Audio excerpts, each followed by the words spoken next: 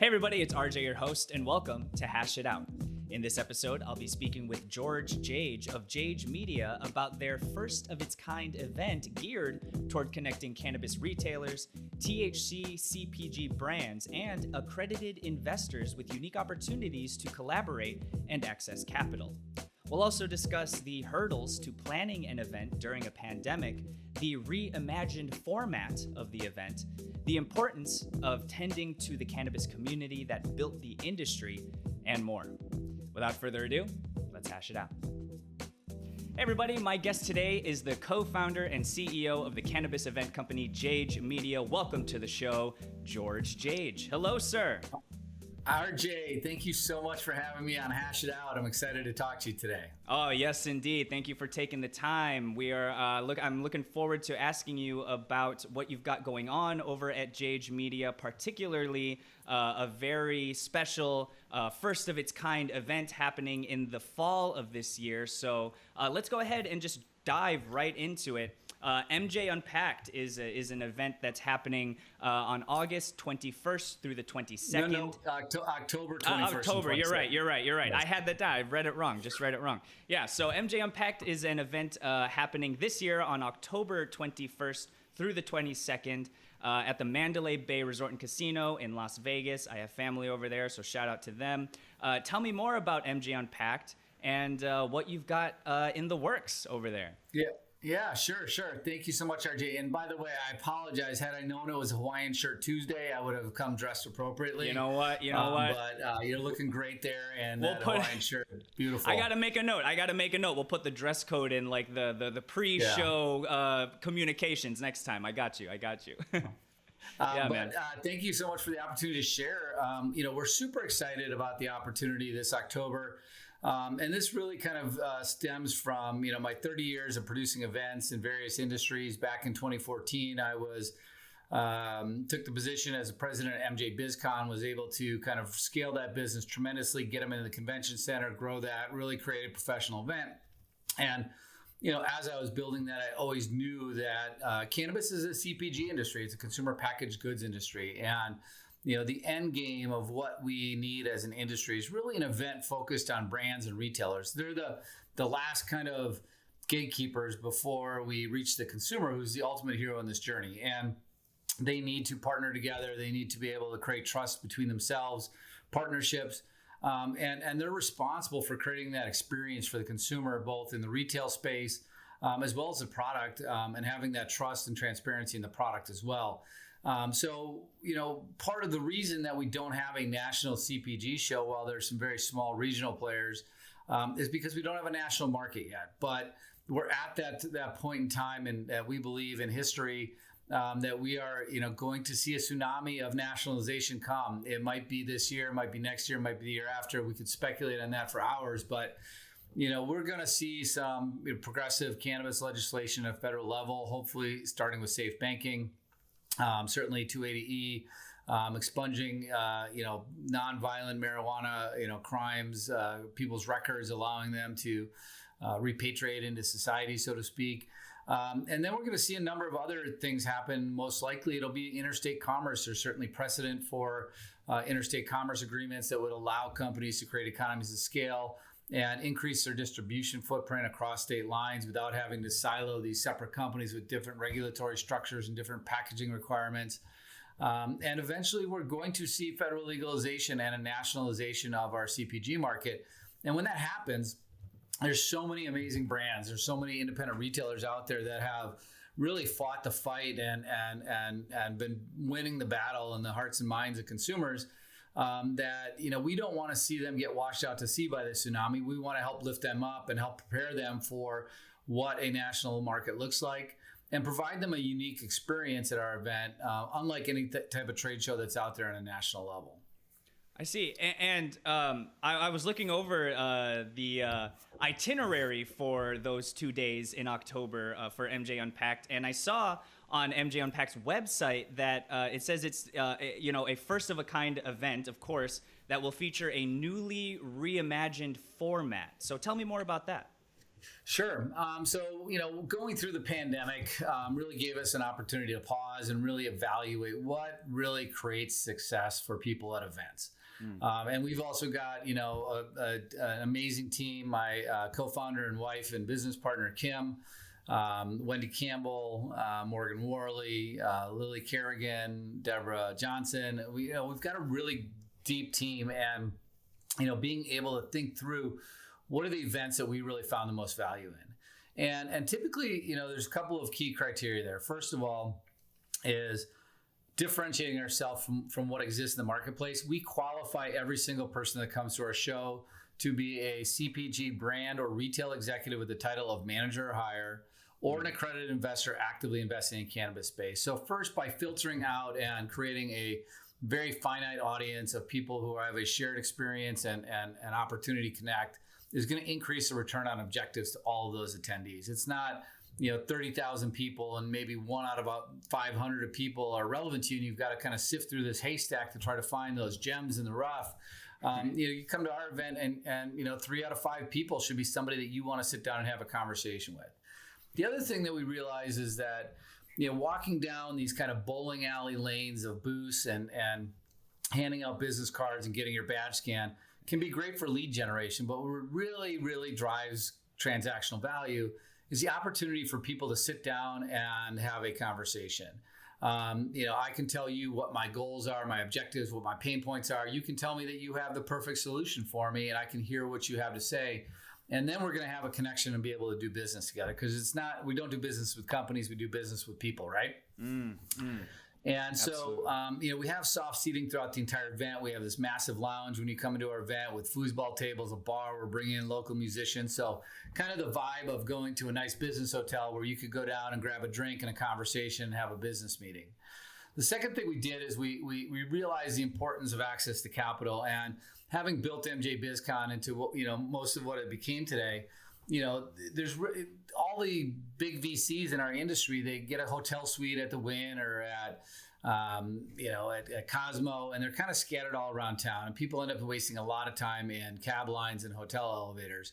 So we actually created VC Central at our event, where we have these business suites and boardrooms for some of the top investors in the space, like Arcadian, Panther Capital, Poseidon, Entourage Effect, Kenny Ventures, and a number of other venture capital firms that are going to be at our event to meet with their portfolio companies and meet with new potential investments right on the show floor. So, they don't have to, wait for a late meeting. They can go and walk out of their suite and be right in the action and kind of really understand what's happening in the marketplace. We're also designing a stage specifically for people to raise capital, kind of what we call our money stage. That is more of a kind of a micro cap event for companies trying to raise private investment into either a public or a private entity. But we also see the smart money is moving towards these licensed operators because of these huge valuation jumps that we expect to see in the coming years. Our main stage, and like when we look at our conference program, we're able to take the conversation to a much higher level than these broad industry shows or pan-industry shows, because we're not trying to cover 40 different topics. We're really staying hyper-focused on what are the pain points for the retailers and the brands, and how can we bring in the best people who have proven success stories to share that can help the industry out, and in a very collaborative level too, right? When you bring this higher level executive team in, people tend to work very collaboratively, not competitively as they would on a sales staff level. And the last is our exhibit hall, which we call our brand experience hall. And, recognizing that right now the options for brands to exhibit at a national show might cost them $5,000 or $6,000 for a 10 by 10 booth, just as a entry point. And then they have to spend another $5,000 to $10,000 building out that booth. That's not really creating a feasible opportunity for a return on investment. What we're doing is creating brand showcases. So it's a 7-foot 4-shelf tower that's branded for that company. They can place their products into that brand showcase, so it has the discovery of a trade show, but it's kind of the feel of a retail environment. And then there's QR codes on all of those brand showcases, so attendees can scan it. They can direct message the brand reps, say, hey, I want to meet with you now. They can access a calendar to meet with them later. The brands get the lead generation when people scan their QR codes. And then those brand reps can move around the event and freely engage into the event and the audience and networking opportunities. We do have some traditional 10 by 10 booths. We're creating an easy button. We have, full turnkey booth packages for 10 by 10s, 20 by 20s. Some great companies, Nabis and Pedal Fast and Apex Trading that will be there that are really, on the supply side relevant to the retailers and brands. But, less than 30% of our floor plan will be ancillary. 70% of it will be actually branded companies or co-packers that are looking to expand their networks. And this goes back to just understanding the needs assessment of these companies. Like, brands are looking for opportunities to expand. They need to meet with brand, licensed manufacturers in other states, build those partnerships, build those relationships. They need access to capital. They also need to meet with retailers in other states so they can find out whether or not their product is going to have traction in that market, what the competitive landscape looks like, and really help them position themselves to the next level. In the center of it all, we have this massive meeting space where we have tables and chairs. I've got a gong that I brought in that's actually called the Flower of Life gong. Nice. One of our clients, Bang Chocolate's going to be sponsoring the gong. No surprise there. And it actually uses sacred geometry with 7 concentric circles, which obviously ties into the marijuana leaf. Yeah. And it's a natural energy healing gong from China. So it's going to be pretty cool. People can bang the gong when they get a deal done or just to feel good or whatever. Yo, that's what's up. That's a really great model, I think, to focus on the connection and the engagement and the collaboration of it all. Because I've been to a share of trade shows in the past with, like you said, like the bowling alley, sort of very traditional layout. And, it's great to walk around. It's very much like kid in a candy store sort of vibe. But like you said, it can get pretty hectic, and that personal conversation and communication can get lost in that sort of format. And I mean, a guy can only take so many free lanyards. You know what I mean? Right. And if people don't know what they're doing in the industry and they just want to look around to see what's available, they can go and have that Home Depot or Costco experience at the big national shows. Yeah. But being able to really curate this and it's just so much more productive use of people's times. And again, really being able to create those connections that are very collaborative, help people create new opportunities, help lift people up. I'm sure you saw on our website also we're putting the band back together. Yes, I was going to ask you about that. Yes. So for those who may not know, Thursday, October 21st from 8 p.m. to 11 p.m. Pacific time in Vegas, the Blues Brothers and Sacred Hearts concert is happening. 100% of the net proceeds benefit the Last Prisoner Project. Please tell me more about that. Listen, I'm not going to lie. I've had a huge fan crush on the Blues Brothers since I was a little kid. I must have watched the movie 200 times. Yeah. I really have a tremendous amount of respect for what Jim Belushi's doing as a celebrity, but also as an entrepreneur and somebody who's really, he's truly compassionate about what this industry represents and what it can do. Certainly he's shared on a number of occasions that he feels his brother would be alive if he was using marijuana and it was legal back then. So it's very personal to him too, right? But he's getting his hands dirty. He's not just licensing his name to a brand and having somebody make it to make a buck. He cares about the healing power of this plant, and very near to his heart as well as ours is really supporting the work of Last Prisoner Project. The fact that there's 40,000 people at least that are still locked up for possessing marijuana or nonviolent marijuana possession charges, or even distribution. It's a plant. You look at the justice system and how punitive it's been and how racially biased it's been.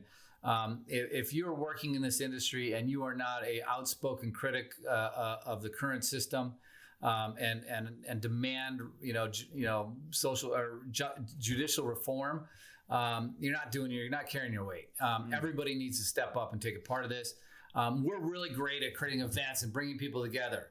Mary Bailey and the whole team over at Last Prisoner Project is great at taking those resources and applying them and creating awareness about the need for change. Nobody's perfect. Everybody's got, different ways of doing things, but I'm really proud of what they're doing. And I think that, we're going to be able to raise several $100,000 both through the ticket sales, sponsorships, and donations during the event. And honestly, like, who doesn't want to, just go to a concert with the Blues Brothers? They're legendary.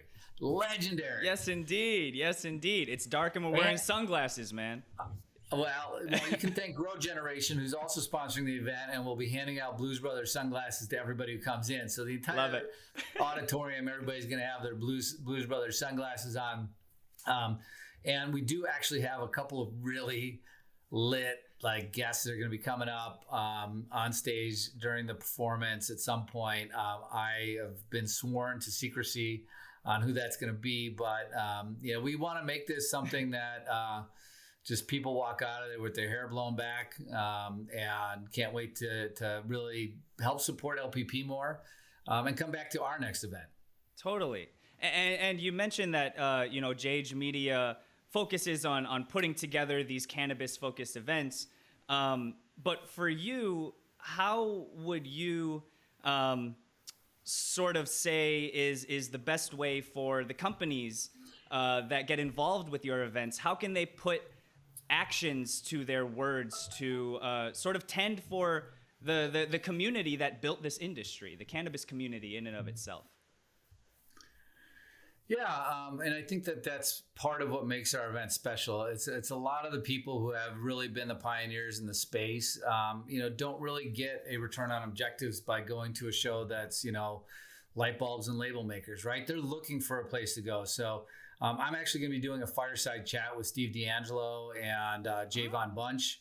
Not too many people know who Javon is yet, but he's 30-year rock star CPG brand experience, and talking about what are the implications of the corporatization of cannabis, and how do the smaller companies and the true pioneers in the space. Steve is absolutely the poster child for being a pioneer in this space, the father of the modern cannabis movement, and he hasn't spoke for a while. He's been going around the world, changing hearts and minds everywhere. I'm super excited to get Steve back and speaking at our event. And so I think it's just an opportunity for the people who are really out there and the true decision makers in our industry to have an exclusive event that kind of filters out all this noise and allows them to be very productive. We have big problems in our industry. We have big challenges ahead. We've got big competition coming in, across the board. So how can we help connect and collaborate and build that community and that resource for people to survive the changes that are ahead? It's not an easy business, as you well know. Yeah. Oh, certainly. And I would be remiss if I didn't ask you about what it's like to put together an event in this day and age, right? We are still very much in the grips of a global pandemic.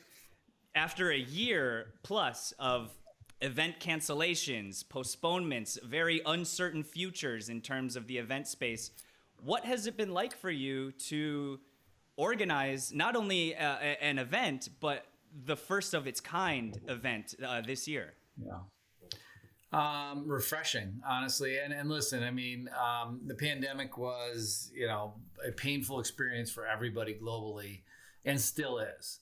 When we started this company, we got funded in February 2020, right before the pandemic. It gave us an opportunity that we didn't have to, call our customers and say, we're keeping your money, or we had to unravel event contracts and everything else. We actually were able to innovate, and it gave us this kind of blank canvas opportunity to say, let's go create virtual events for the cannabis industry. We were the first ones to do it. And we created our virtual events really with that kind of idea of how do we make this a personal experience? How do we really connect people in a meaningful way? And our exhibitors could take a picture of themselves with their cell phone, and we could put an avatar of them in their booth, and people could click that and talk to them.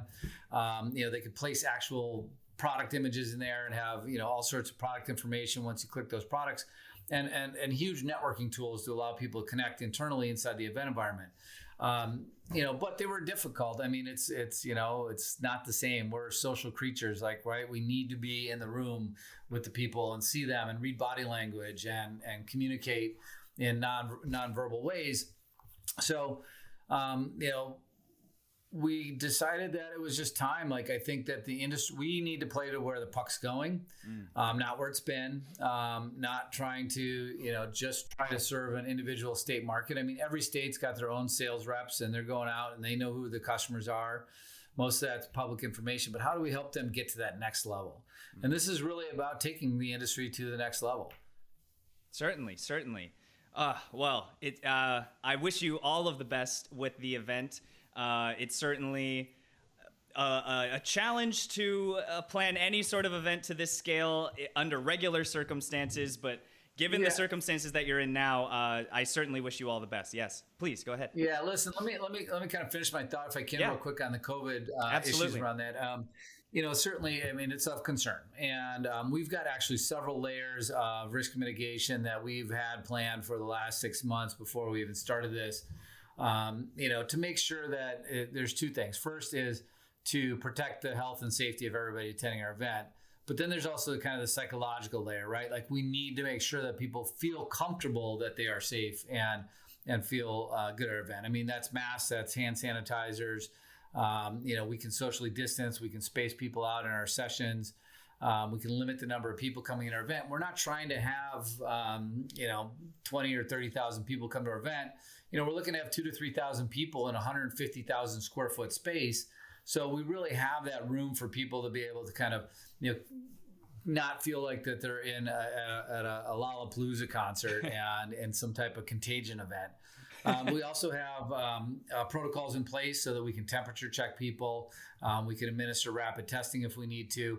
It's just, it's so fluid that, we'll make those final decisions probably inside the last 30 days.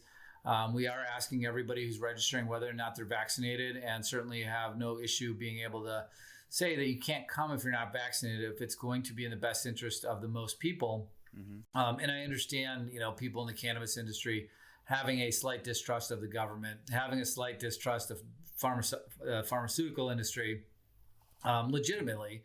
But the science is there. Getting vaccinated can help us end this pandemic. So I certainly encourage anybody listening today that hasn't gotten vaccinated, read the science. It's safe. I'm vaccinated. Get vaccinated. Everybody get vaccinated. Let's get this over with. Let's get back to building a better world. I'm right there with you, man. I'm right there with you. And it's tricky, right? Because cannabis is special in that it's such a communal plant. It brings people together. It has brought people together for centuries across all distances of land. And so the sooner that we can... millennia, not just centuries. Millennial, yeah. Yes, indeed. Very true, very true. Yeah, so the sooner that we can all, come together again safely and pass that joint without any sort of fear of cross-contamination will certainly be a great time to see, a great age to see, given the past year and a half and so on. I see that you got. I told you my dog was going to barge in on me before the end of the interview, so I had it too. That was lucky. Shout out to 9-month-old now. Yeah, shout out to Amazon too, because I also have a dog who is my production assistant, and she alerts me whenever someone comes by to the at-home studio here. So yeah, shout out to the canines out there making the world go around. Last question for you, sir. For our viewers and our listeners, where can they find out more about MJ Unpacked and potentially perhaps get involved if they would like to? Sure. So they can visit our website, which is mjunpacked.com. We also publish MJ Brand Insights, which is our content arm. So we create a lot of really exceptional content. We have a partnership with BDSA, one of the leading market analytics firms and consumer intelligence firms. So we've got some tremendous content on there as a free service to the industry to really help support and lift up these businesses. So go to either website. Retailers can attend our event for free. You guys are on the front lines. You're the heroes of our industry. We embrace you and welcome you. The brands that choose not to exhibit, you can attend our show for a very reasonable price, as well as the investors. And you can register online. If you're interested in participating in our show to display your products to a national audience, please contact Wendy at jagemedia.com or just contact us through our website forums. We'd love to talk to you. Right on. And we will leave that information in the description of this episode down below. George, thank you so much again for taking the time and sharing all your perspective and all you've got going on over at Jage Media. I really appreciate it. Best of luck on the event. And please continue to be well and stay safe out there, man. Yeah, you stay safe too, RJ. Thank you so much for the opportunity. Really appreciate you. Absolutely. George Jage, everyone. That is it for Hash It Out, y'all. Thank y'all so much for watching, liking, commenting, and subscribing. I'm your host, RJ Balde, and I will catch y'all in the next one. Peace out. Hey, everybody. Thanks for checking out our channel. Click here to watch another episode of Hash It Out. To find more cannabis industry reporting, insider stories, and to stay up to date on the latest trends, make sure to subscribe and keep up with our Trichomes community app. Download it now for free, and we'll see you there.